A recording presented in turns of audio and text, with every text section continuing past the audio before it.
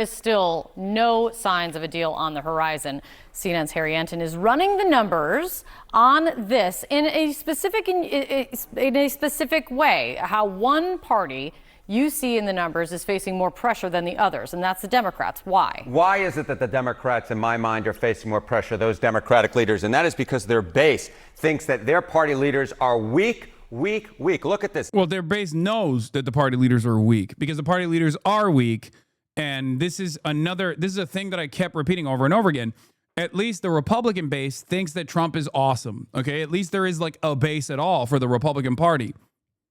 Both of the parties are unpopular. Donald Trump's approval ratings are underwater. Having said that, his own party's base of support still supports him.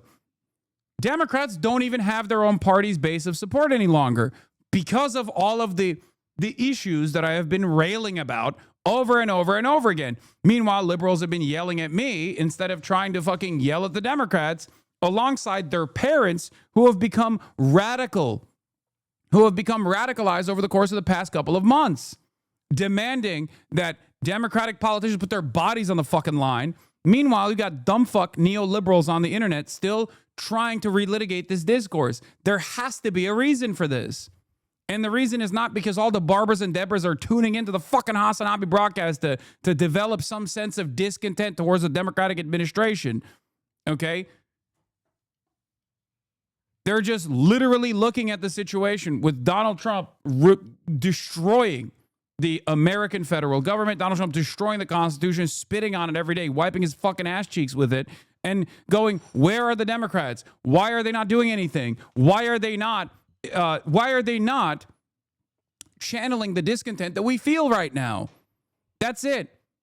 And in the absence of good leadership from the establishment Democrats, who unironically think that if they just stick around and quietly just wait for this period to go away, that they'll be rewarded in the midterm elections for their inaction. And it's very stupid for them to do so. It's a very stupid decision for them because this is going to lead to, one, more discontent and obviously mass mobilization.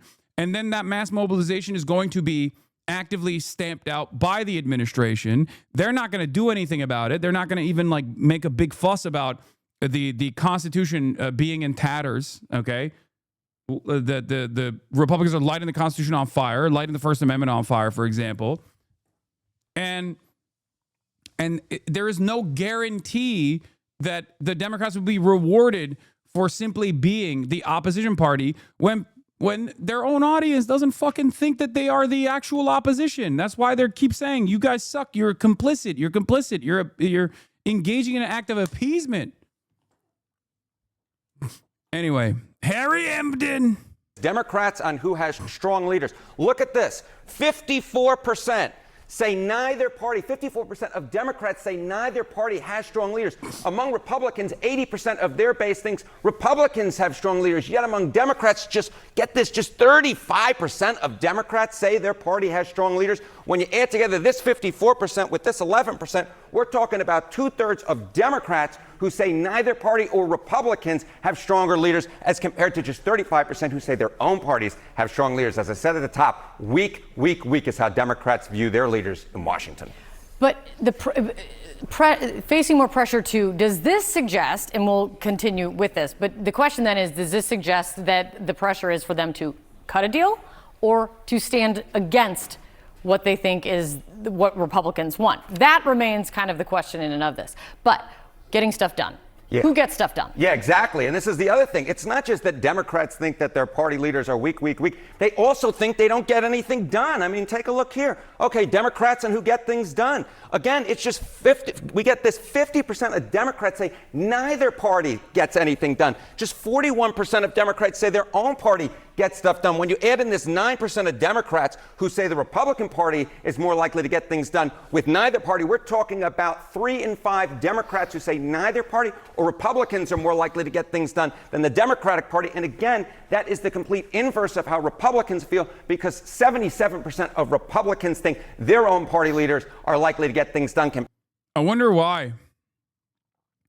Perhaps it's because the Republicans have designed a political environment where they do offer some red meat to the base, no matter how silly or inconsequential it might seem, as opposed to the material realities that must be addressed, as opposed to like the economy, right?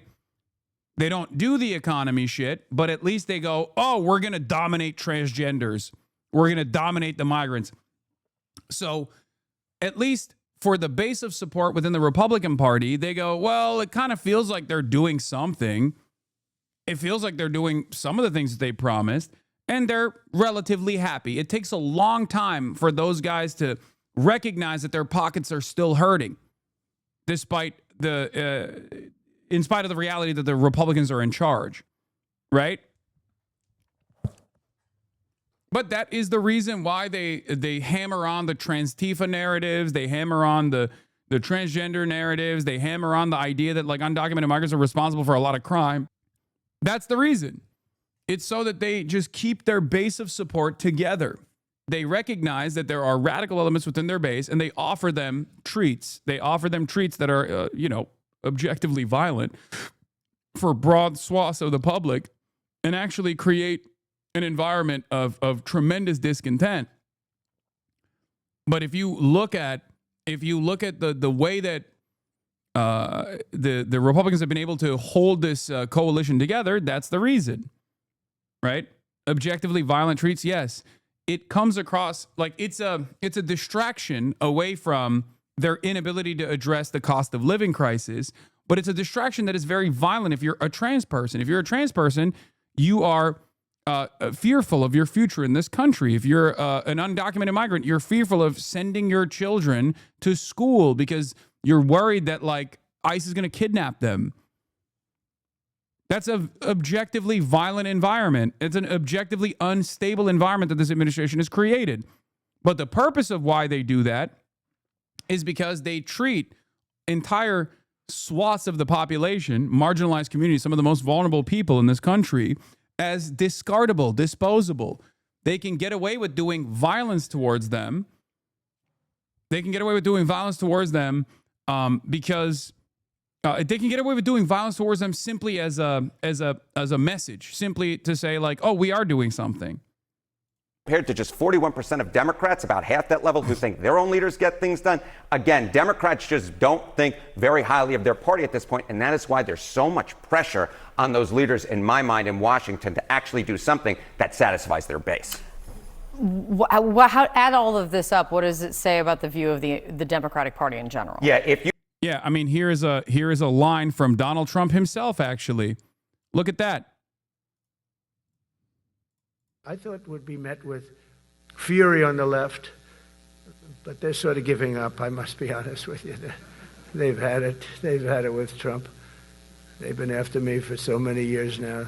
Here we are. Here we are. Come to the White House anytime you'd like. They're saying that the left has given up. They're not even fighting any longer. He's saying that to a room full of generals.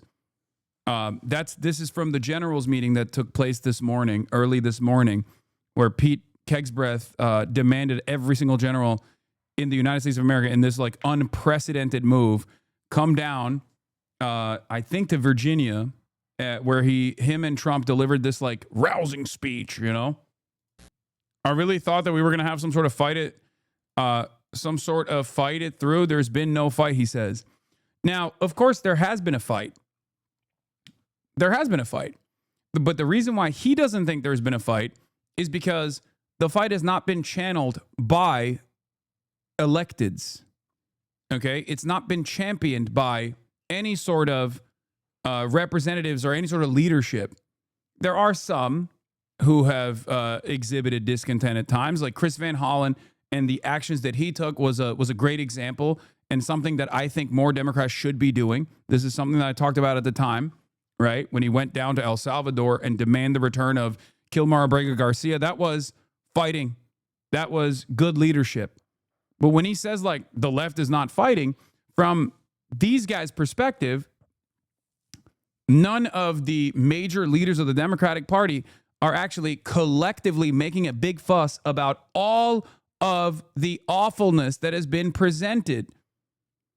All the awful shit that these guys are doing. And that's precisely the reason why Democrats own base, their voters, people like yourself, your parents, your grandparents, they are also angry at the Democratic Party as well. Because you don't have to love the Democrats. I certainly don't. But they're the only game in town as it stands. And therefore, we have to use the Democratic Party. We have to use the elected representatives to put up a strong fight. Because they still, as elected representatives, have a tremendous ability to galvanize the rest of the public. And if you don't see them out there protesting alongside yourselves, you're not going to get the confidence necessary to put up an even stronger fight against this administration. That's the reason why a lot of people are frustrated.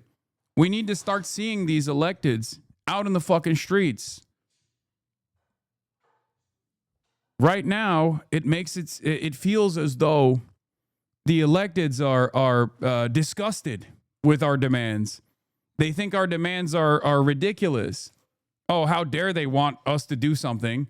Republicans are in charge. What can we do? It's ridiculous. Be more like Brad Lander. Be more like Chris Van Hollen. Be more like Zoran Mamdani. Okay?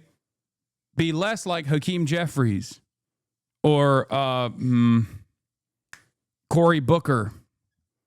We want more Cory Bush and less Cory Booker. If you think your party has weak leaders, if you think your party can't get anything done, well, this is, I think, the real pressure facing Democrats at this particular point.